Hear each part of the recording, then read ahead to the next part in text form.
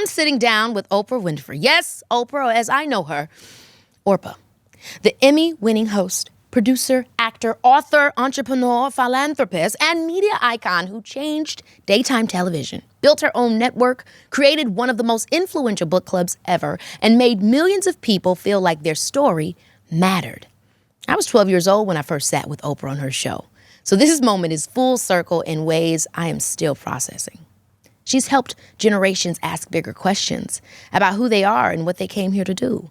But my question is, when you've been Oprah for this long, what still surprises you about yourself or about life? We're getting into joy, love, purpose, friendship, and what happens when the woman who gave everybody else aha moments is still having a few of her own. Baby, this is Keke Palmer. Today's episode is brought to you by our presenting sponsor, Seventh Generation. I know I'm extra. They know I'm extra. We've made peace with it. But my cleaning products don't get to be extra. They get to work. Seventh Generation keeps it simple, so I don't have to pretend otherwise. Let's get into today's show. Baby, this is Keke Palmer, and baby, this is Oprah Winfrey. Come on out. Oh my gosh. I didn't know you were wearing white. Wait a minute. This outfit is everything. No, yours is everything. Stop. I started to wear black and white. And oh my You goodness. look so good. Why would So you do eat you. me up on my show like this? on, This come is on. crazy. Now, wait, I have to ask, should I call you Miss Winfrey, Oprah? Can I call you Everybody O? calls me Oprah. You Come can on. also call me O. Yes, okay. Oh, I'm so okay. happy to be with you. I'm so happy to be with you. Oh my gosh, it's always a good time to see you. And now this time I get to actually talk with you. in I know. depth. We've been at many things where we're like listening to other people. Yes. All of those summits. Yep, and conferences. Conferences and I'm in the things. conference era. I And know. you know I'm at the right one I if know. Oprah's there. Mm-hmm. Now, wait a minute. Sitting right next to you. I found out that your name it was originally Orpah. It was Orpah from the Bible. Ruth, 1st chapter, 14th verse. I did You know, not it's that this. whole Ruth and Naomi story. And, you know, Ruth said, wherever thou goest, I will go. And then Orpah said, I'm going back. I'm sorry. I can't. Too long. The road's that's- too long. Now, what made you go to Oprah? It is not what made me. I was a kid. And nobody knew how to spell it. So it turned out on my birth certificate, it's Orpah. And then people started calling me Oprah. And so it's just a difference between the P being before the R or after the R. Yeah. So once they started with Oprah, that's it. I didn't learn until I was like probably 20 or something that, oh, this isn't really my name. My And name is it still on your birth certificate as Orpah? is Orpah. Wow. We have so much in common because I'm actually Iki. Iki. I thought you were Lauren Kiana. Stupid. Okay. Yes, I am. You know my name, Lauren. That's your Kiana. real name. That is. I'm so happy that you knew that. Yes. That Lauren is very Kiana. cool. You know how I know that? How? Because I watched your TED Talk. Well, I have a lot to ask you about that TED Talk Okay, because I okay. feel like there's so much I've never done one. insight that you have given me. Really? No, I've never done one. Tell me, what's If you it like? did one, do you know what you want to talk about? Oh, I don't, the reason I've never done one, I don't know how I can get it all in, like, isn't that 14 minutes? Yours was like 12 minutes and Yes, something. 12 minutes. I don't know Shout how. out to Chi. I mean, they put you with great coaches. So Yes. She was with me along the process. I didn't know how I was going to arrive at where I arrived. But through the conversations, I slowly started writing. And then I had to scrap a couple of them. I had maybe like 2 or 3 speeches before I got to that one. Really? Yeah. And are you just talking? It sounds like it's just coming out of your head. You're not talking reading with- from a prompter? You're not. Wow, that Some was people beautifully do go done. up there. Thank you so much. Beautifully done. Beautifully done. Thank you. Some people Yeah. do go up there with paper, but they really prefer you to know the whole bit. Really? Yeah, they do.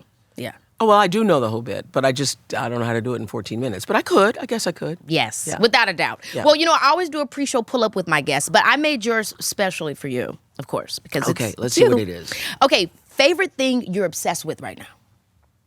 The favorite thing I'm obsessed with right now is actually doing my podcast. I love it because it's just like this. It's so intimate. I've done the talking thing Yes. forever and ever.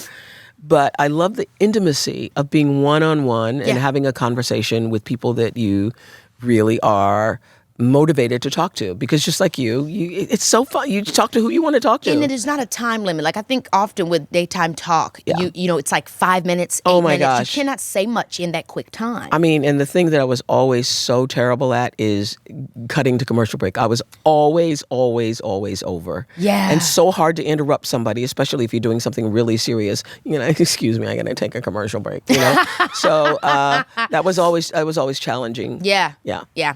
Okay. Favorite place in the world? Italy. Really? Any place in Italy. Tell me about Italy.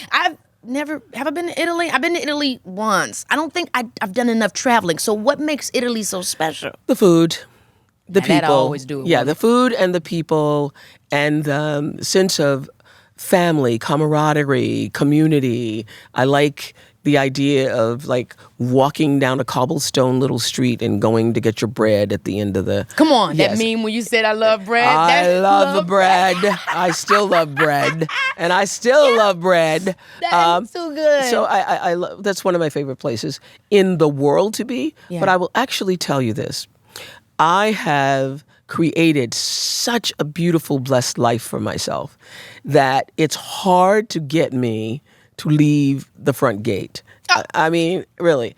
Many that times. means the home is a sanctuary. Yeah, my home is a sanctuary. Oh my gosh, And I love that for every you. time I look out in my backyard, I say, I understand what Glinda the Good Witch meant when she said, look no further than your own backyard. Yes. Now that is really something special. It is very special. Oh my gosh, I love that so much. Yeah. Please invite me sometime. Well, you will I need to love come my up over backyard. there. You will love my backyard. Yes. Yes. Yes. Okay, favorite guest who surprised you. Now, this could be somebody that's on your current podcast, or it could be somebody from the past, or maybe one of both. Okay, favorite guest who surprised me recently was, so excited to hear was this. a guy named Alan Levi, who's written this book called Theo of Golden. Lots of people are reading it. I know you've read it. And here's the thing. That guy who wrote the book, Alan Levi, is really Theo of Golden. So Theo of Golden is this guy who comes into a town. He goes to a coffee shop. He sees all these pictures on the wall that have been drawn by a local artist. And then he decides to take each picture, buy it, and then meet with each person. And the whole idea is that everybody has a special life story and that to be able to look at people's lives. So this guy who came on my show, Alan Levi, best guest I've ever had. And I've had some guests. I've literally talked to over 3,500 people one-on-one, okay? Wow. Okay. And that's why when I'm talking to my girls, all these girls I mentor from South Africa, I go, you ought to listen to me because I have had 3,500 conversations. So anyway, Alan Levi, when he was done, went and introduced himself to every crew member. Yeah. Not just introduced himself to every crew member, but wanted to hear every crew member's story, which takes up a lot of time. Yeah. And every single guest that we had that was asking him a question, he had a question for them. So his interest in other people, I love it when people show kindness, real goodness toward other people. That's number one. Favorite surprise guest, okay? The other was, honey, I think it was in the 90s or something, 1990 something. There was a show called The Mary Tyler Moore Show. Oh my gosh, come on. You're gonna make it after all. Yes! Yes! And throwing up the hat. So good. I had done that whole little skit where I went out and I put on the hat and the clothes and the hun and the Mary and throwing it up the thing. And so we were doing this show on Mary memories, on all of us who loved Mary. And I'm talking about Mary Tyler Moore, and out walks Mary Tyler Moore.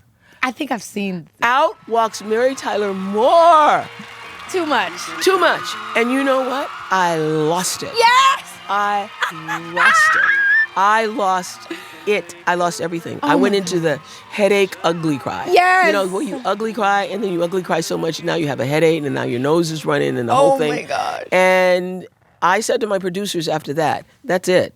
I can never be surprised again. Oh my gosh. Never. And not until the last show, which, we did from the United Center, where there were all these surprises, including Beyonce, that they were like, please, we just need to be able to surprise you. Because I lost such control during that show. I like wanted to pee on myself. I was like, nose was running, all the things. Oh, but that is hilarious. With Mary Tyler Moore. And I was like, do you understand what this means to me? And she was like, I kind of do. I think I do. So you know why? She said, I think I do. I think I do. Because when I was first started in news, Mary was it. There was no dating on Saturday night. I would watch the Mary Tyler Moore show, wash my hair, roller set under the dryer with the blow dry, with the whole thing, with the rollers, and then followed by the Bob Newhart show. Oh my gosh. That was my routine, Mary. So getting surprised by Mary.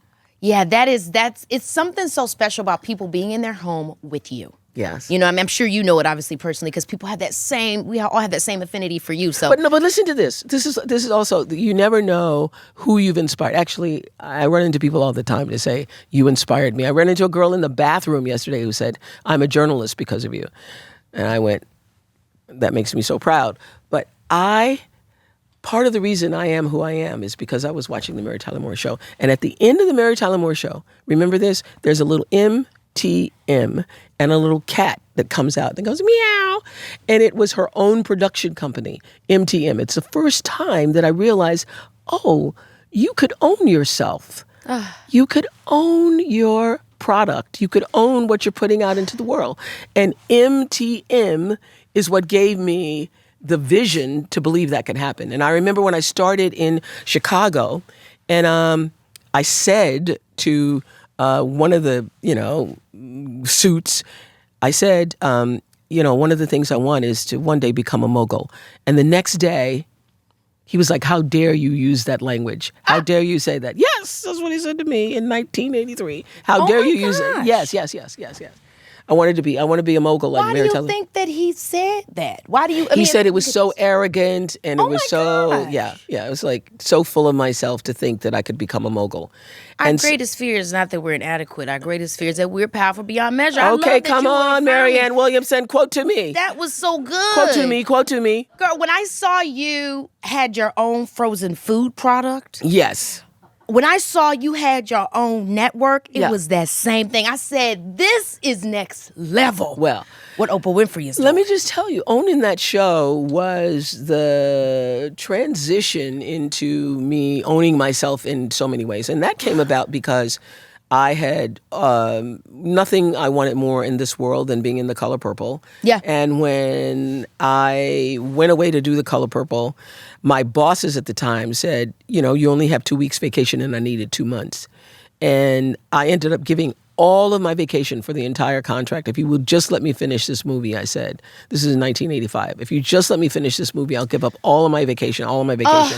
And then when it came time to renew that contract, my lawyer said, you never want to be in a position where you have to give up everything in order to sacrifice to do what you really want to do.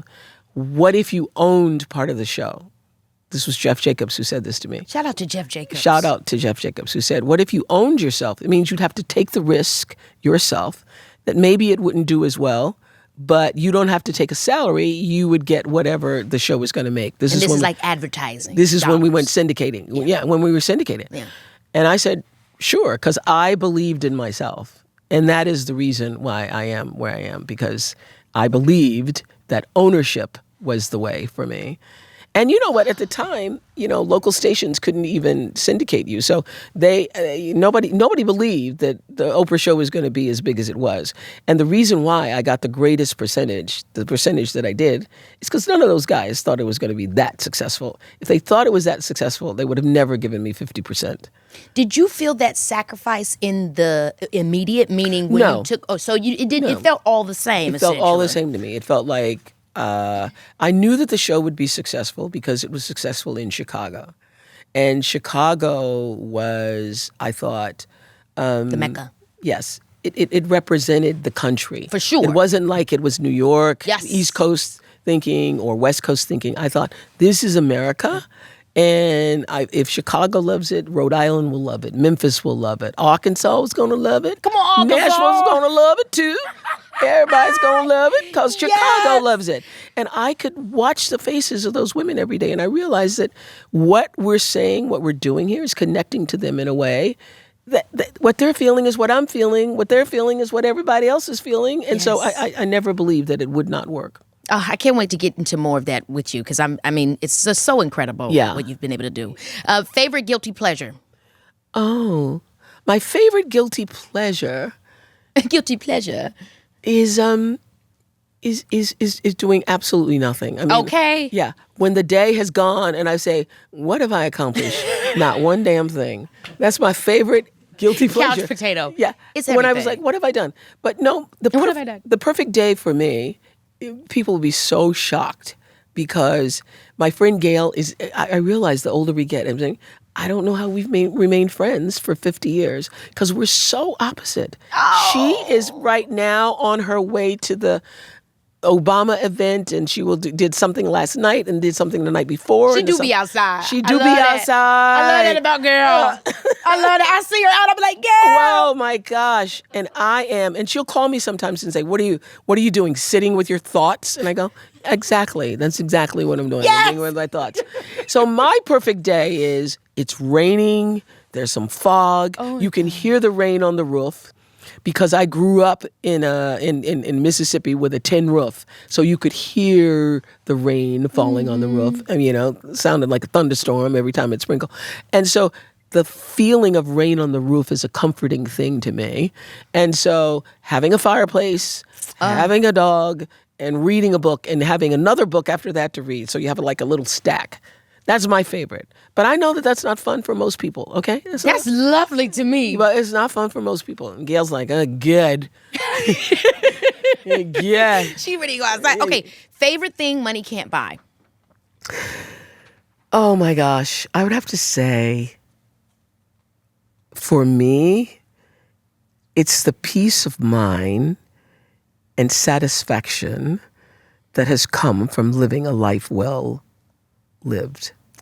It's the peace of mind and satisfaction. You know, when I first started out, it was hard. I know you've had this too. Every relative comes out of the closet. You got cousins you didn't know, and you got everybody wanting and demanding of your time and your money. Yep. And I didn't know how to say no. I didn't know how to manage all of that in the beginning. And I had really strong mentors. I had the best. Who were your mentors? I had Maya Angelou.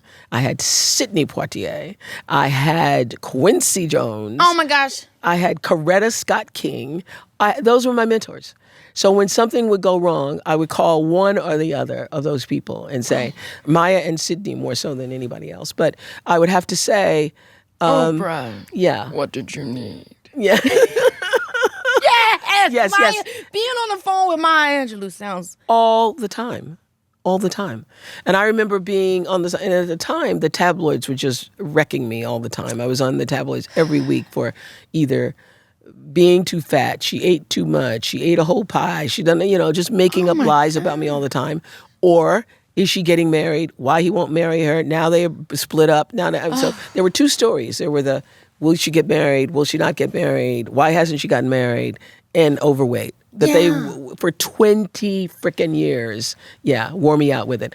And many times I would get upset about it, and I would call Maya, and Maya would say, I remember being in the bathroom, I can't even remember what it was, but toilet seat down, sitting in the toilet in the bathroom, calling Maya, and I was crying, and she was like, stop it now. And I was like, but you don't understand what I'm saying. It's just, stop it now. That was her favorite phrase. And I'd say, well, why should I? She said, I want you to say thank you. In the middle of me crying, she said, thank you, because whatever it is you're going through, I don't even want to know what it is right now. I want you to know God has already put a rainbow in the cloud for you. The rainbow is coming.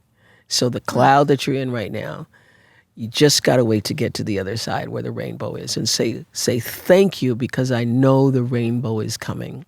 And so that has helped me through many a thing. When you're in the middle of the crisis, you just say, all right, I know there's another side to it. So I had some of the best teachers. I had just fantastic teachers. So my favorite thing is, I get a lot of love from the world, and I get a lot of craziness from the world. Mm-hmm. Yeah. I mean, the online thing is crazy. Well, I mean, you had when you were bringing up the tabloid stuff, it was making me think about online because now that's a new tabloid. It's the same kind of thing. It's a new thing. But you can say anything, so everybody has the power to say anything about you. And the thing that's always been the hardest for me is people saying things that were untrue. And I mean, the tabloids actually prepared me for all the untruths that I live with now online.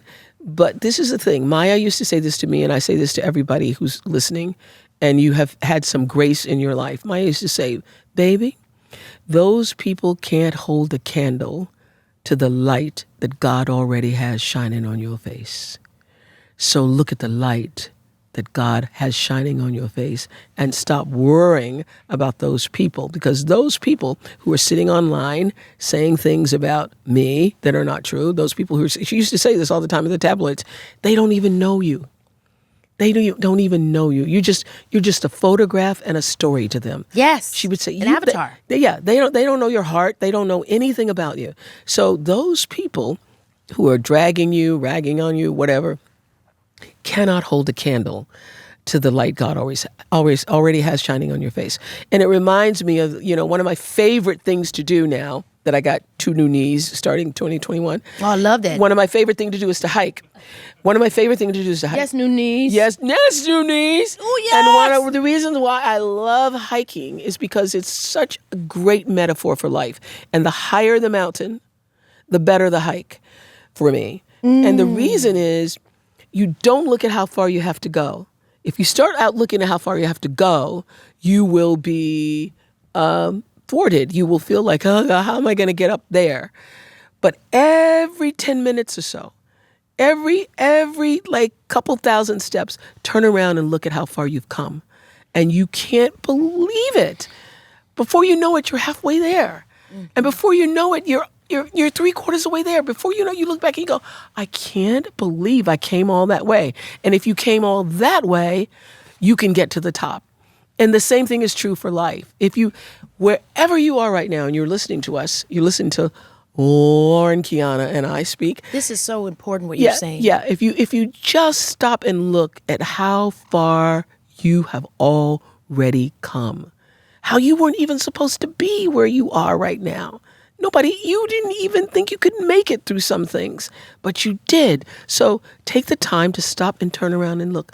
Wow. That's in my mind, that's gratitude, the practice of gratitude. That is my gratitude. Spiritual practice. Yes, what are the things in the interim? Because I'm hearing you saying there's always a mountain on the rainbow, but even if I'm talking to you right now and dealing with the own things that I have going on in my life, or people that are listening, that is a very hard thing to always hold on to. Well, because you don't know when it's coming. It's coming.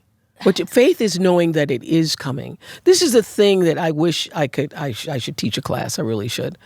First of all, we are all ordering up our lives all the time, and you are in co-creation with the main creator. Yes, right. And you are doing that by the way you think. So anything that is happening in your life right now, that's going on in your life, if you look at, there's a wonderful line in A New Earth by Eckhart Tolle.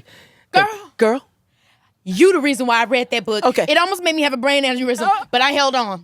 Really? And it changed my life. Isn't it life-changing? Said, what a relief it is to know that the voice inside my head is not me. Yes. That's one of many beautiful... Who in the hell is it, right? Yeah. But then you're like, I'm the one observing it. Yeah. That is a big thing. It's huge. Oh, you're there. Oh my God. That's it. You put me on to that. I mean, I'm telling you, when you get that, you have like graduated. So the other important thing that he said that is so relevant to whatever situation you're going through is life will give you the exact experience you need for the elevation of your consciousness, which is why we're all here. Yeah. Life is going to give you exactly what you need at any given time to grow you up. That's really what he's saying. The elevation of your consciousness is just for you becoming who you're supposed to be. Mm-hmm. So life is going to give you the exact experience you need. And how do you know that's the experience you need? Because it's the experience you're having right now. So whatever is going on, you just look at it and you say, okay, what you trying to teach me? What is it I'm not getting? What is it I need to know? Why does this keep happening? Why does this keep showing up? Wearing a different pair of pants. Why do I always end up in this situation? You're supposed to truly ask that, not from a, why is this always happening to me? But really, what am I supposed to get that I'm not getting? And how do I grow from this moment? What is it here to teach me about myself? How do you then maintain an embodied experience in life as opposed to always coming from this meaning-making thing? Because that can be its own tyrant to you. You get what I mean? Where it's like, I find myself doing that all the time, where it's like everything's meaning, everything's a lesson, but I'm detached from the experience of what's happening to me because I'm so quick to find the lesson in it. What is the real thing in it? Yeah. Well, this is the thing. Sometimes you're just having a good time. Okay? Because one of the reasons why the Oprah show for 25 years was the number one show, in spite of, all the competition and all of the shows that came after us, I never looked at what the other people were doing because I was very much on point with what I knew I needed to do. And one of the things that changed that show was another book called Seed of the Soul by Gary Zukav that I read in 1989. And it shifted everything for me because in that book, he talks about intention, that no matter what you're doing in life, that there is the law of cause and effect. Everybody who's listening to us right now, you believe in the law of karma, which is the same as the law of cause and effect. But before there's a cause, there's an intention. And that intention is going to always determine the effect. And so I sat down with my producers and I explained this principle and I said, we're not going to do just shows anymore. We're going to do shows with intention, and we're going to do shows in a way that you have to tell me at the top of the idea what the intention is. And they're like, what? What the hell? And I have to align with that intention. And if I'm not aligned with that intention, if I'm not right there, I have to find some truth in it in order to sit in this chair. Yeah. Right. Yeah. So I can't just be up there talking about things I don't want to, that have no relevance or no grounding for myself. So I just have to find one thread that I can connect to so that I can say, okay, I believe in that. I can talk about that. And people can feel my truth. And that's what changed the show. That's why we were number one for 25 years, because it was intentionally done. We talked about why do we want to do it? What do we want to get out of it? And for every interview, I did that. It's interesting when you're talking about this because I think about what journalism is now and what it was then. I think about Barbara Walters. I think about Diane Sawyer. I think about the Oprah Winfrey Show. Yeah. The relationship to making things comfortable and relaxed, but still pushing and having the ability to get people to speak to what is real. I feel like, I don't want to say that sometimes it's lost, but the relationship that our current audience has to that kind of journalism seems to have changed. Yeah. I'm curious of what you think that is and if you think it should come back. Well, I think that people now are interested in a lot of surface things. I think, but ultimately, this is what I know in the soul of myself, is that people have not changed, even though it looks like our value system and the culture has changed and the politics has changed. But people still, I think, want goodness in their lives. And people want to be guided by a set of values and principles that open their heart to doing well in the world. People want to succeed and they want to be happy. This is what I learned from the Oprah show, is that everybody wants the same thing. You want to know that you matter and you want to be able to offer that to other people. And so even though we live in this culture where everything is quick and fast and this and ticky-tacky, everybody is, doing a lot of surface things, people really do want meaning in their life. They long to matter, and they long to know that whatever you're doing in life is giving you some purpose in the world. That's what I truly believe. So many people have different experiences with you. From movies, obviously from the Oprah Winfrey Show. Sometimes it's clips, and now obviously your podcast. But I'm curious, what is for you the definition of living your best life now? What does it look like? Well, it looks like freedom. It looks like being able to make the choices that are based on what do you really want, which I think is the most important question, I think when you're not free, not completely free. You can't make decisions based upon what you want. You have to do this is what I say to my girls who are, graduating from college and starting their first jobs, and they're talking to me about, work-life balance. At this point, I go, you ain't got no work-life balance at 22, 23? That's tearing us up, by the way. Yeah, we're all trying to look for the balance. It ain't there. No. It ain't there. It's tearing us up. It's not there. It's not there. You're not supposed to have it. You're supposed to lay in the work. And so I believe that for me, it's getting to this point in my life where my choices are that come truly from, the purest part of myself. I only do what I want to do, and I've earned the right to do that because there was lots of times I had to do what I had to do. You have to do what you have to do, what you need to do until you can do what you want to do. And you can't on these kids today. A lot of people think, I just want to do what I want to do. You got to work to be able to do what you want to do. Yeah. But how do you know when it's over? Because when you say free, when it's over, how do you define it? And when I'm saying when it's over is what ends up happening. And I talked about this in the TED Talk. Is you working so hard to get free, and it's like you might be already there. Yeah. So how do you know what freedom is to you, and when it's time to lay back? Because I feel like that was really. I mean, my nervous system is like. She's like, my nervous system is screaming to be let free. She don't know. She don't know how to release them. 1, 2, 3, release them. Okay. Have you been able to answer the question of what? Okay, so this is so interesting. Oh, we could talk all day about this. Girl. Do you know that when I was doing The Color Purple, I wrote in my journal. I've kept a journal since. Me too. Yes. So, and I wrote in my journal then. My goal is one of the things I really want is a beautiful home, surrounded by beautiful things, surrounded by a life of people who respect me and I respect and hold in regard. I wrote that in 1985 while I was sitting in a tree in Color Purple waiting on my time to go to set. And that has been fulfilled for me in just like layers and layers and multitudes of ways. But I've always been clear about what I really wanted and what was going to give me peace. Do you know the answer to that question? That's what you want to say to yourself and to everybody who's listening and watching. What do you really want? And is what you want, or is what you want what you always thought you were supposed to want? Well, this brings me to the other thing that I wanted to ask you about. Okay. Is this what you always thought you wanted to want? How do you know? So this is the thing, and I ask you specifically about love. I often am like, I need me a Stedman. Now, I don't know nothing about you and Stedman's actual relationship. Yeah. But what I'm curious of is what you found. How much did it differ from what you thought you wanted? Oh, let me just tell you. I paid a price to get there because I was a fool for many years. Now, that's T-Boo. I went through some man troubles in my 20s, okay? Baby, this is Keke Palmer, yeah. I am, by every definition, a lot. My outfits are a moment. My reactions are gag.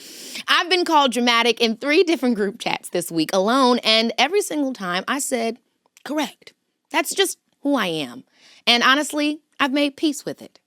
But somewhere along the way, I learned there's a difference between extra where it counts and extra where it's just showing off. And my old cleaning products were absolutely showing off and doing more to cover up than to actually clean.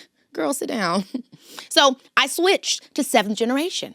Bio-based cleaning power that handles the job without the theatrics, plus no dyes, artificial fragrances, or bottles full of ingredients auditioning for a part they didn't get. It just works. And it doesn't need to announce itself while it's doing it. 7th generation provides a powerful clean without anything extra.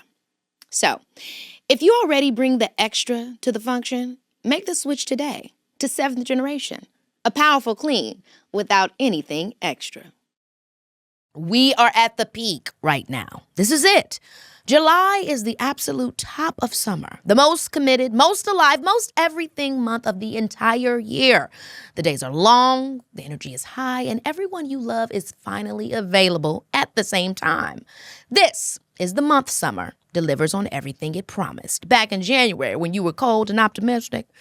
Okay, so My friends and I found this home on Airbnb in Turks and Caicos, perfect for a little couple's getaway. Beachfront, palm trees, private, secluded, the kind of place where you look around and genuinely cannot see another soul and you think, oh, it's just us. The whole world disappeared and all that was left was our little group on this beach like we had been dropped there by the universe specifically.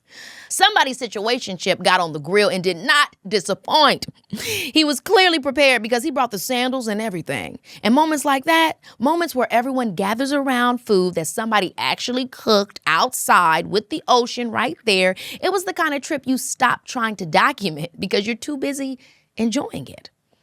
We found that stay on Airbnb, and it set the bar for every couple's trip I take for the rest of my life.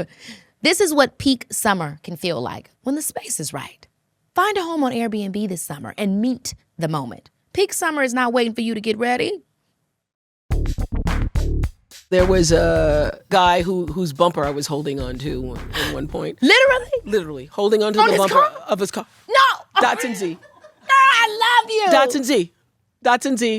He pulls off, and I like fall, my knees all in the gravel and the whole thing, and all the apartments looking at you, and you're like, it's all right? Yeah, I know. I've been there. This is so.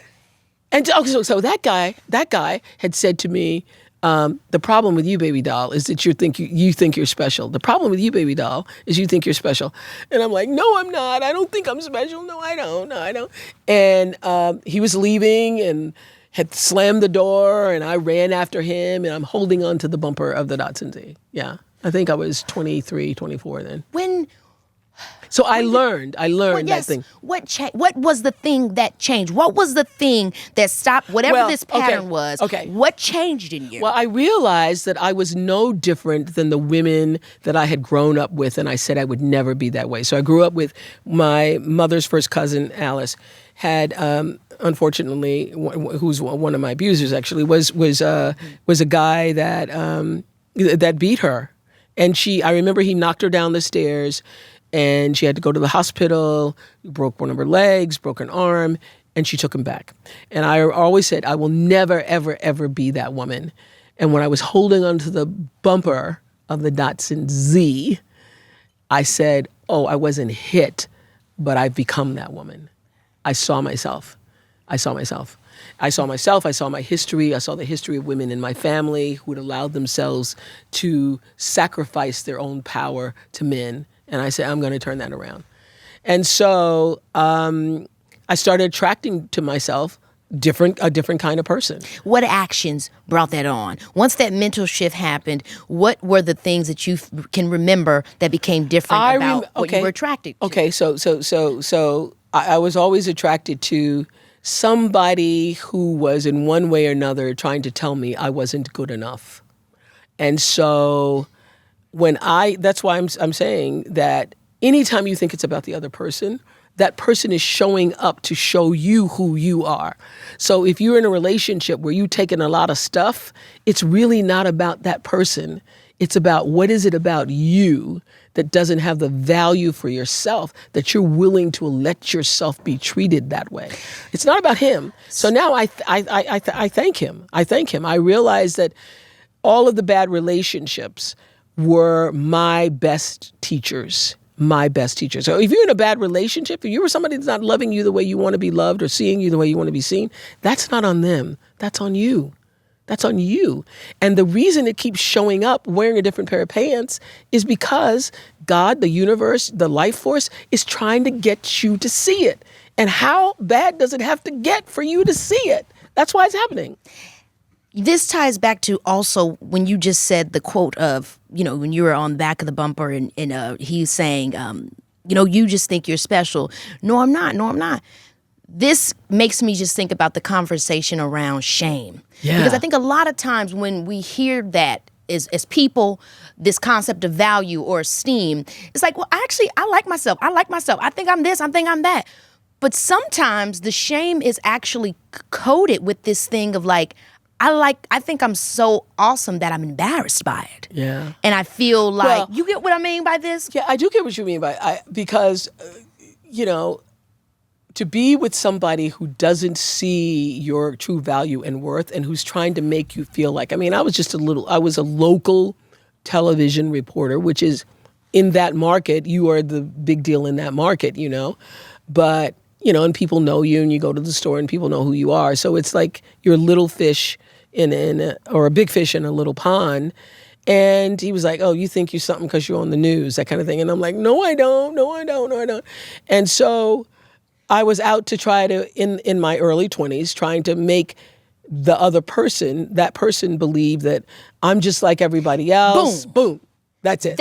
That is dangerous. That is dangerous. Because what's so funny is within this same conversation, you had the situation, clearly there was such great growth there because you had the same conversation with the man and you said, I want to be a mogul. Yeah. So at this point, it was like, I know I'm special. Yeah. And I know what I can achieve. Yeah. How, you get, I mean, that's how did I get to that? Owning. Yes, yeah. Owning that I'm Oprah Winfrey.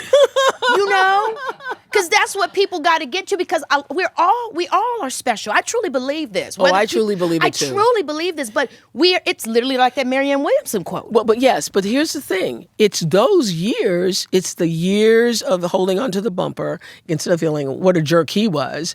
I was blaming myself for it. Like, what could I have done differently? And so I was like, I would say around 26, 27, I came out of it.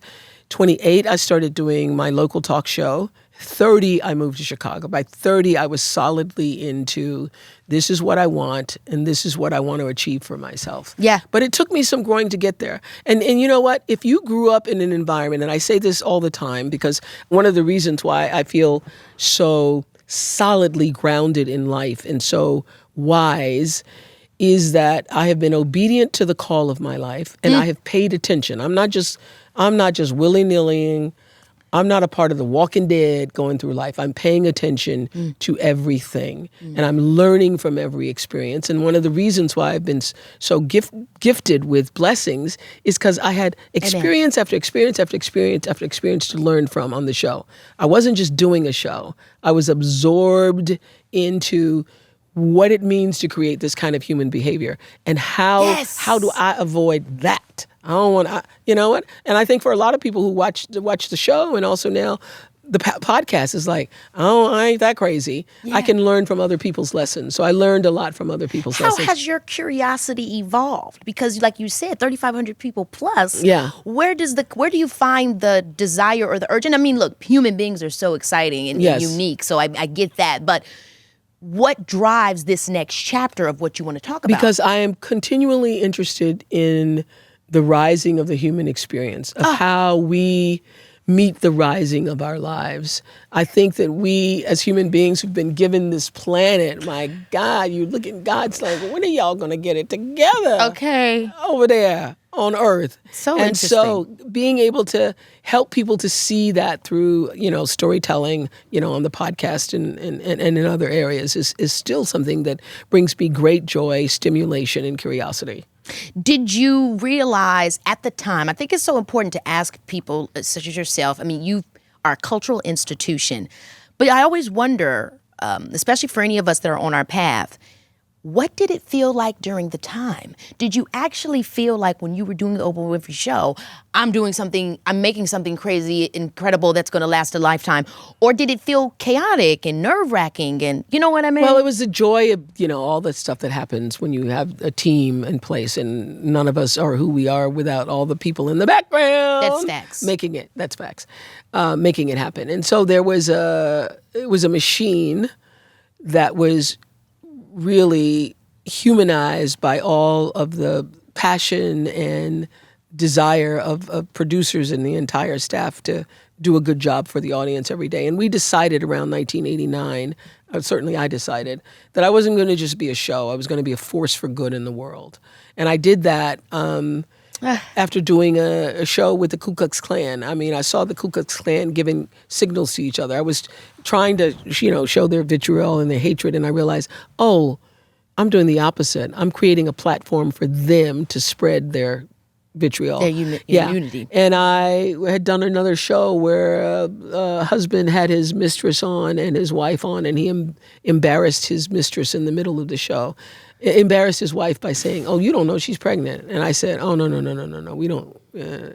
To see her face and her humiliation, I'm not going to be a part of that. So I sat down with the team and said, that thing I was talking about earlier, how do we just do work that is intentional to lift up people's lives? How do you do a show every single day, no matter what it is, it's infused with some piece of light in it, that people walk away with something that they feel like, oh, that was worth my time. Yes, right. How can I be of service to you? Because well, that's the word. The word is service. The word is service. Because otherwise, what are we doing? Yeah. I don't want to take from you. Everybody's already taken from you as Everybody is taking everything. So if I'm going to sit up here and ask for a minute of your time, you like Denzel, I'm leaving with something. You need to leave with something. Yeah, so yeah. I really love that. Yeah. Let's talk about what it means to be a black woman in these spaces. Yeah. And how you have to overcome so much based off perception, what people are expecting of you, while at the same time still being true to who you are. Baby, this is Keke Palmer, yeah. In every great production, there is the star. And then there's the thing that makes the star look good without ever asking for credit. Think about it. The right lighting paired with a perfectly timed music cue. The one friend who fixes your collar before you walk into a room. They're unsung, but yet absolutely essential. Life is already asking a lot of you. The best things are the ones that take something off your plate without you even having to ask. That's what Fruit of the Loom women's underwear is in my daily lineup. I'm putting together looks, I'm making entrances, I'm doing the most as always, and underneath all of it is something so comfortable and so reliable that I genuinely forget it's there. And when you're going to do the most, the last thing you need is one more decision. Fruit of the Loom is the one I already made. Comfortable, reliable, completely off my mental checklist. The fit doesn't shift and the fabric doesn't fight me. It just lets me do what I do. The most powerful pieces in any ensemble are the ones that elevate without competing. And when something supports you that effortlessly, you stop searching and you start trusting. It becomes the easy choice. Not because it's basic, because it's exactly right. One less thing to figure out, one decision you never have to second guess about. Fruit of the Loom proves that simple feels really good. There are two versions of me at any given moment. There's the version that is on the way somewhere, locked in, unbothered, do not interrupt me, I have a purpose. And then there's the version that sees a Starbucks and just turns mid-stride with absolutely no hesitation. The second one is my favorite version, especially in the summer. I'm the one who orders a tropical butterfly refresher, guava and passion fruit flavors, these mango pineapple flavored pearls that pop in your mouth, and a butterfly pea flower infusion on top that just shifts the color of the whole drink right in front of you. And I stand there watching it happen like it's the most important thing that happened all week, because it might be. One small choice can lead to a whole shift. Unlock your best summer memories with the Tropical Butterfly Refresher from Starbucks. Order now on the app. I think that's something that is so interesting because we can find ourselves learning so many different languages, so to speak. Mm-hmm. And then by the time that you get there, the very people that were motivating you to get to that place sometimes don't even recognize you. You go from being the underdog or someone that people are rooting for to sitting on the top of the mountain, and all of a sudden you don't look the same. To them. Yeah. But those are the people who couldn't handle the oxygen. They couldn't handle the climb. So you cannot bring everybody along with you. And I will say this to anybody who's listening at whatever level you are, particularly if you are the first person in your family to break through. Then I remember in those early days when my salary was, all over the front pages of all the tabloids and stories. And, now that I look back on it, I can see how much God loves me because at the time, because I'd always been in television since I was 19 years old, I was just going from one job and now I'm going to do this job. And I realized that doing my own show in Chicago was a big deal. But I never expected to become, I remember telling my father when I was in the barbershop, my father had a barbershop in East Nashville one day, that Actually, this is a better story. When my father was dying in 2022, we were sitting out on the porch. Long life. And my father said, is it true what they say? I said, what do you mean? He goes, they say you're a billionaire. Huh? Is that true? You say you what? A billionaire. Okay. That's what my father said to me. He says, is that true?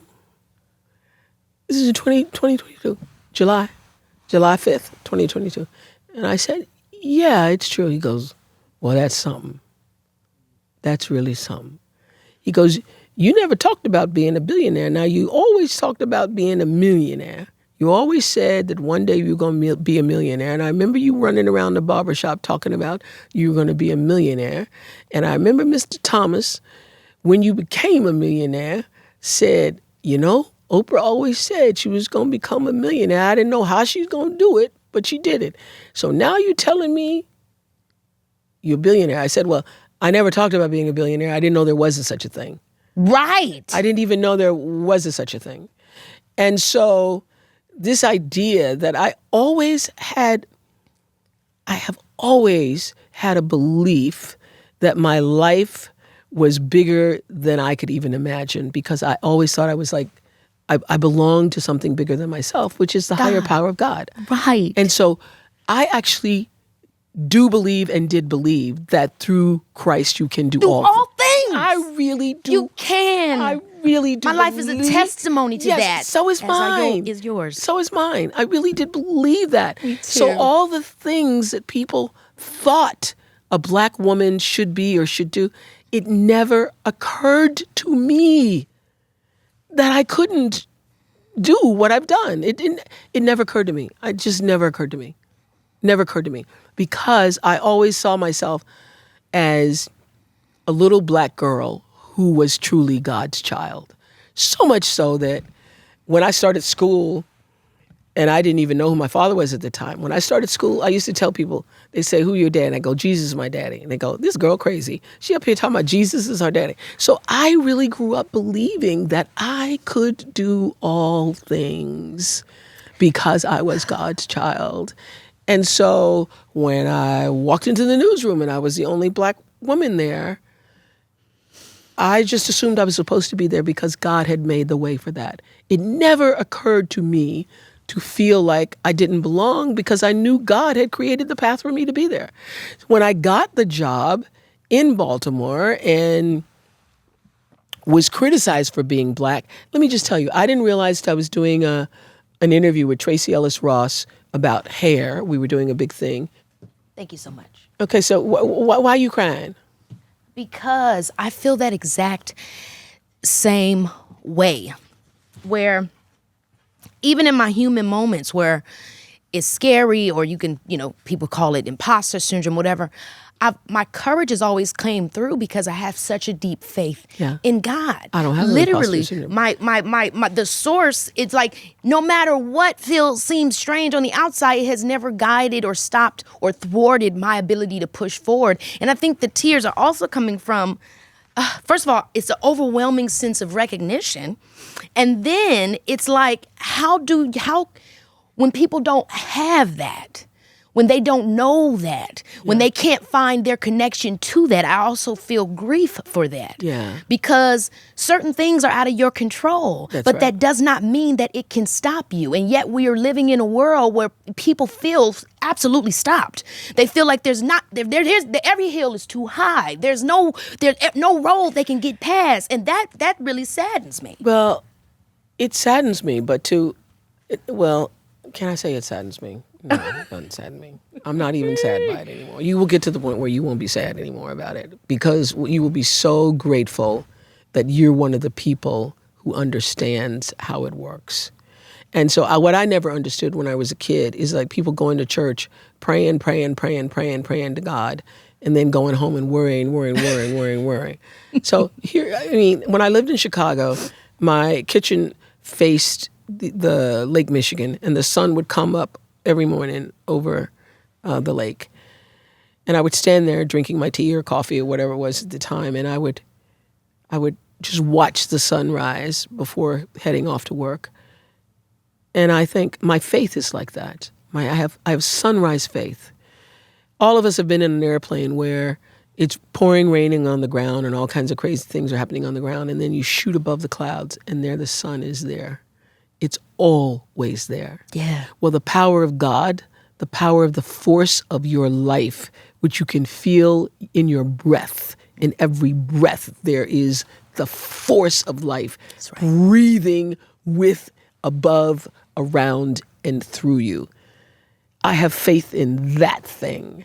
I have faith in the thing that causes that sun to come up every morning. And the thing that made that sun come up every morning, certainly if I am in alignment with the truth of myself and I'm doing what I'm supposed to be doing, I'm moving in the direction that I'm supposed to be moving, it's going to meet me where I am. And it's going to grow me to the next level. That is what has happened in your life. That is what has happened in my life. And all those years, I was journaling and I was praying. I have these journals where I'm, asking God to help the guy whose bumper I was holding on to. God, please make him love me. Help him to see that I'm really the woman he needs and all that crazy. What I realize now is God was waiting on me. I'm waiting on God to do something to change him, and God is waiting on you. And so it's all about, what do you really want, and are you in alignment with with your purpose? As I was going to say, the great teaching from Seed of the Soul for me, there's a great line in there that says, when your personality, you have a great one, you have a big one, your personality's huge, okay? Ginormous personality, comes to serve the energy of your soul. That is authentic empowerment. So that means when you are using, no matter who you are, if you are using your personality, your talents, your gifts, to serve the deeper reason why you're here, then you are in alignment with purpose and nobody can touch you. No weapon formed against you shall prosper, because you are in alignment with that thing, that force that makes the sun come up every morning. You are in alignment with that thing. And so why am I going to walk in a room and feel that because I'm a black woman, anything other than I am supposed to be here? Because God is the one who paved the way for me. I did not get here by myself. I mean, listen, I live in some of the most beautiful spaces in the world, but there is not one moment that I look outside my yard and I don't see the presence of God that got me there. I mean, I paid for it. I paid for it. But the fact that I'm in that space, it was a gift to me. Yeah. And the same thing, you're rising. I see you rising, and I see you meeting that rising for yourself. And I will tell you that your future is so bright, it burns my eyes. That's what's coming for you. That is what's coming for you.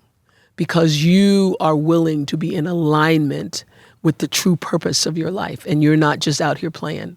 And when you stop playing, Maya used to say to me all the time that, baby, one day right now you're in show business, but one day you will be about your Father's business. When you can align your business with your Father's business. How did you make your philosophy something that you could scale? Oh, because it's not just superficial. It's not, and obviously this is no shade to somebody making a lip gloss or something like that. That's not at all. But when I think about the business of Oprah Winfrey, you found a way to create an ecosystem around things that are actually very, they're big ideas about growth, about inspiration, about who you can be. About who you can be. It's not just who you can be. It's like who you already are. But can you meet the rising? I mean, you've already been created to do great things. And stop playing with yourself. How did you make that a scalable business? Did it come before you? Was it? Well, no. The reason, it's so interesting you're saying this, because I remember in the early years, people would say, the Oprah brand. And I was always offended by that. I know now everybody wants their own brand. But I was offended by the idea of people calling me a brand, because I thought I'm not a brand, I'm a person. And all of this is just coming from myself. And so the reason why it's become scalable for me, because it's the truth of me. I was seeking it for myself. I was seeking it for myself. I wanted to be whole. I wanted to fulfill the mission of my calling. I wanted to honor God's dream for me. Yes. And I think creation has a dream for everyone it's created. And my advice to people is lean into that dream and stop trying to dream it for yourself. Or align your dream with God's dream for you. What is that dream? What are you really here to do that's bigger than you playing around?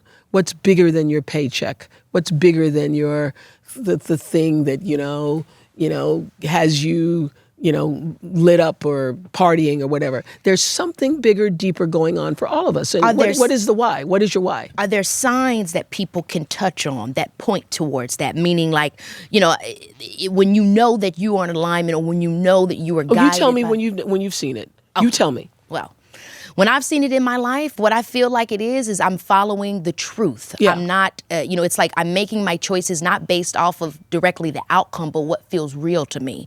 I'm almost sometimes feeling like I'm being literally led by a force to say something, to make a choice, to make a decision. It feels like it's just coming through me as opposed to I'm trying to design it. And so sometimes it is difficult when even I'm asked this question about what it means to be in alignment. I think I always come back to finding a way to be present enough first. I think I always start there. I love Pilates because of that. I know you do Pilates I love too, Pilates. because it really allows you to fluctuate. You got to get that toe on the bar. You got to get they all got to be lined. It's a lot of alignment. A lot of alignment. Yeah. Oh my God. Jesus. And now your back is out too. And then, But it's good with these new knees. Okay, it's fantastic. Okay.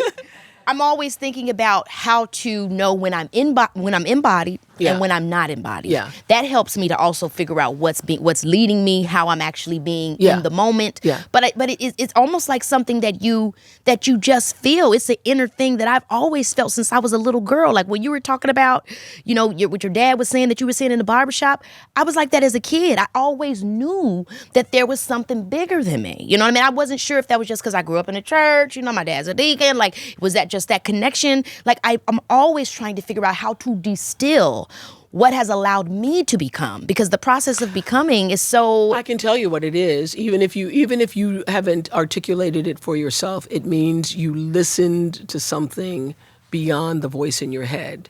You were the observer of the voice in your head, like we were talking about, and you were able to listen to the still, small voice that led you forward. Every decision that has brought you success, and me success, and anybody else who's listening, has come from that space of something that's bigger than you, that has a dream for you, for lack of a better word, that has a design for you, that's waiting for you to find the flow for yourself. And the way to the flow is the truth. You can't do it if you're not in truth. You can't do it if you're abusing yourself. You can't do it if you allow other people to be in your life to diminish you. You are punishing yourself. It is a violent act against yourself to allow other people in your life to diminish you and to not lift you and exalt you. If you don't have other people who see you for the light that you are, for the joy that you are, for the goodness that you bring, you are with the wrong people. I don't care how that shows up in your life. If it's somebody you're working with, if it's somebody you're in deep relationship with, the reason that person keeps showing up in your life is for you to make the change. You can't change them. That's why The Wizard of Oz is one of the greatest teachings ever. It's excellent. It's excellent. And what I love so much about The Good Witch is that she wasn't really telling Dorothy what to do. She was guiding Dorothy towards herself. She was making Dorothy remember. She was helping Dorothy remember. So it's Dorothy who says, I guess I learned that I look no further than my own backyard. The other great teaching of the Good Witch is, when she says to the Wicked Witch of the West, go away, you have no power here. So here's the truth for all of us. You only have power in your own territory. She was saying to the Wicked Witch, you have no power because this ain't your territory. You have nothing to do here, witch. Exactly. That's right. And the same thing for all of us. We spend so much time focused on other people's territory that you have no power over. So just take care of your own backyard, your own territory, and not worry. See that the things that are showing up in your life are showing up to help you raise your level of maturity, of growth, of consciousness for yourself. That's why it's showing up. Yeah. Yeah. It's not about them. Oh my Isn't gosh. this is such a great conversation? It's such a great conversation. I really, we got to have a part two. I'm with on Keke. Yeah. Baby, I'm with Keke. Yeah, baby, I'm with Oprah. Or Oprah, I should say. My girl. Okay, I'm not going to keep you forever, but you're going to have me on your podcast. I'm going to have you on my podcast. Please, so that we can get into some more stuff. Yeah. We Because got to do it. I could go on forever, but I'm not going to take all my girls' time. I'll end it with a little game. Okay. So basically, I'm going to ask you a bunch of things that you may or may not do. You can tell me yes, no, absolutely not. But I'm nosy, so if there's a story, go ahead and give it to me. Okay. Okay, it's would you ever? Okay, so first one, would you ever host another daily talk show? Well, I think I am, actually. I'm doing it twice a week with a podcast. It feels like that. Because sometimes I do it with an audience. So I love I love that would do too. that, yeah. Daily is too much. Mm-hmm. Daily is too much. Yeah. Yeah, but the medium's changed. the medium has changed. Yeah. And it has evolved into the podcast is a new way of communicating with people. And 2 days gives it a little time for things to catch up. You need information. yeah. You need news feed. Yeah. Okay, take a group vacation. Who's in the group? Exactly. So you would take a group vacation, but it needs to be certain folks. Curated. I know that's right. Yes. How many people max? 10. Oh, I love that. Call me I'll behave. 10 people. That's a lot of folks. Yeah. But Love you're going that. to need 2 cars for all the travel and na. But you can do 10. Yeah, okay. Yeah, All I right, like that. all right. I like that. Okay, sharing clothes with Gayle. No. I don't share things. If once you take something of mine, keep it. Okay, did you see Gayle on Call Her Daddy? So funny, talking about, people thought we were gay. It didn't bother Oprah because she had a man. That gagged me. She's saying that nobody would be hitting on her because they thought she was taking child. It's true. That has followed us forever and ever. It's really cool though to hear you guys talk about it. You know what I mean? Like, and just say how you felt. It's so interesting because for a long time Maya said don't say anything about it because you only give it power. So we played that for a long time, like don't say anything. Now I think Gayle goes, I don't care. I'm just going to talk about it. So I think, and my God, if you're still thinking that, then you're an idiot. Yeah. You're just an idiot. It's really relatable, though. Yeah. It is. Because Yeah. people always do that. Make up stories about, come on, man. Yeah. Leave me alone. Read spoilers before finishing a book. No. Okay. You run a strict program. Oh, yeah, I got a strict Oh, no. I can't finish it if I've read the spoiler. Really? Then there's no reason for me to continue. What's your favorite book of all time? The Bluest Eye, Toni Morrison. Amazing book. Yeah. Never turned it into a movie. No, too hard. Why would you? What do you mean? What do you say? Too hard. It's just too hard. It's too hard. Yeah. Sad little black girls. The story of the Bluest Eye is, was actually Toni Morrison's first story. And one of the things that surprised me when I had her on the show to talk about this book is that women around the world related to Pecola Breedlove, who is the main character, the little girl who went insane trying to have blue eyes, little black girl wanting blue eyes.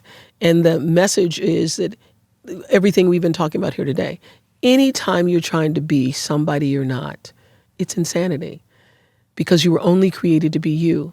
So you are completely out of alignment if you're trying to be something that you don't have the capacity to be. So understanding your own capacity and who you were meant to be, that's the most important thing. And you can't do that by yourself. You have to ask the power, whether you call it God or not. You have to meditate. You have to sit in gratitude. You have to say, what do you want from me? Why? You have to ask the big questions of your life in order to continue to move forward. And my journals are filled with, why am I here? Yes. Why am I here? Why am I here? Why am I really here?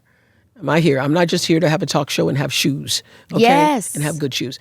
What are you here to offer? But it's offer so the real planet? what you're saying, because it's a broken equation to not acknowledge the you of it all. Yes. When you are constantly, that's why some people say, oh, you just show up, you just so yourself. Well, who else I'm going to be? Who else you gonna be? You know, that's why. It's like, I don't have any other choices to be Keke. And it's also the reason You know? why, many times Gayle is saying, you're just sitting there by yourself. I go, I'm not by myself. I'm actually with myself. I'm never by myself. I'm always with myself.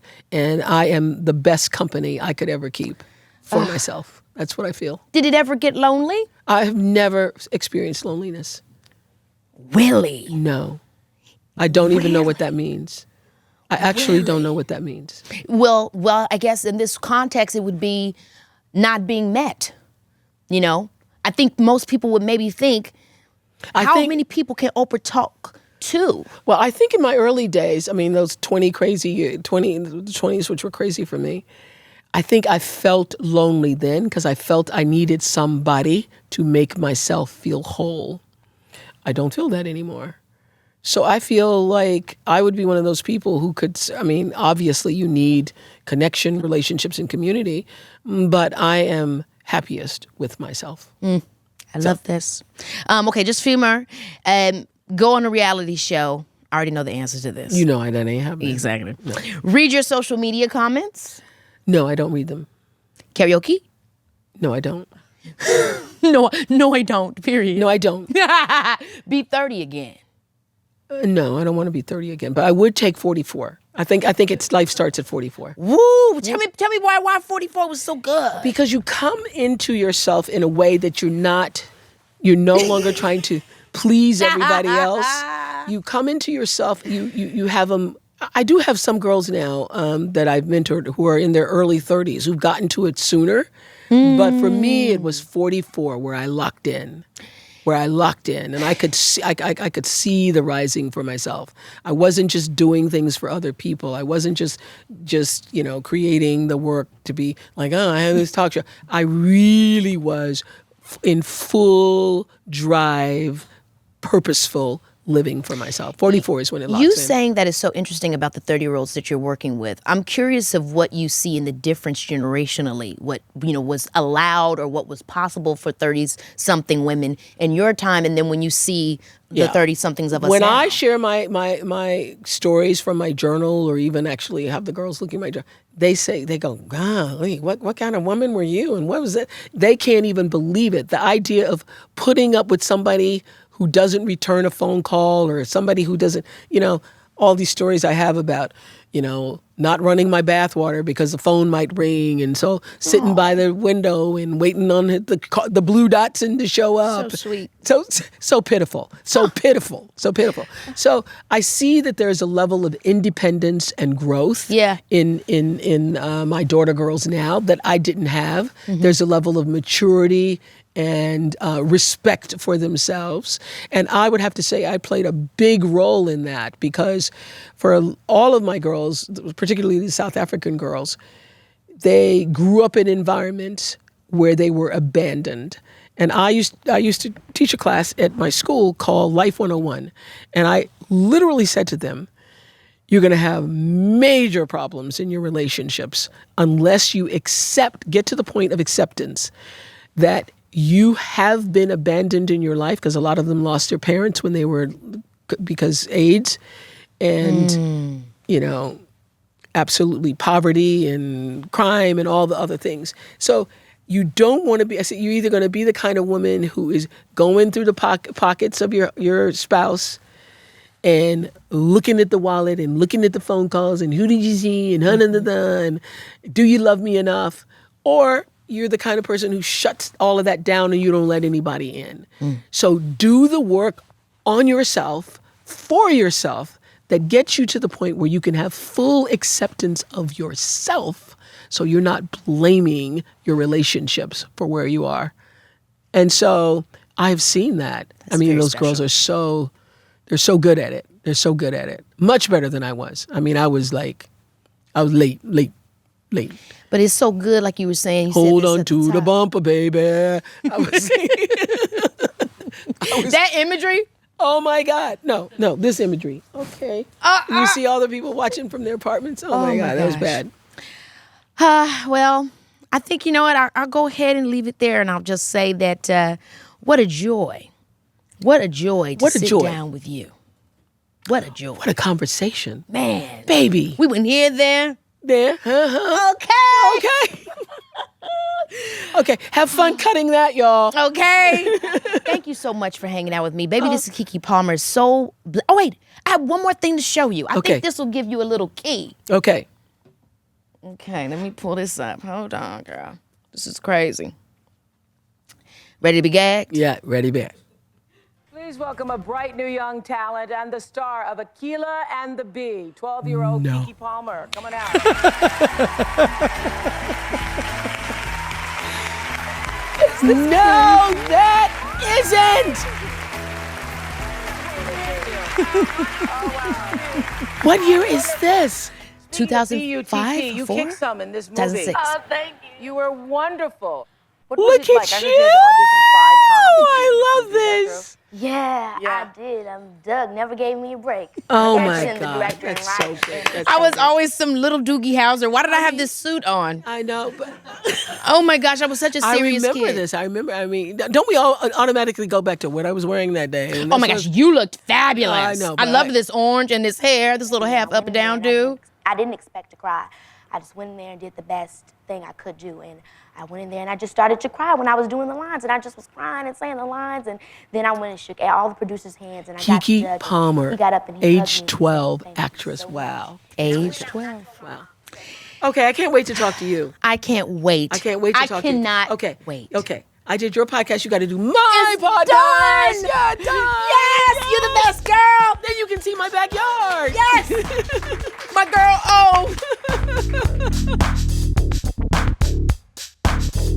Oh, that was Oprah Winfrey. You guys, I just cannot believe the conversation that I was having with her. I mean, I was looking at my notes, and this is one of the rare times where I didn't even have to remember what I had to say because the conversation was just flowing. We've been with Oprah for so long, I think sometimes we take for granted who she's been to all of us, the aha moments she's given us. And she gave so many to me, and hopefully you all right there. For someone who has helped so many people better understand themselves and their purpose, it was cool to also see how she's still discovering her own. And with the Oprah Podcast, she's continuing to create space for those kinds of conversations. Thank you so much, Oprah, for being here and for showing us that even after achieving the dream, there is still discovery on the other side and gratitude for what got you there. See you guys next time. Baby, this is Keke Palmer. Baby, this is Keke.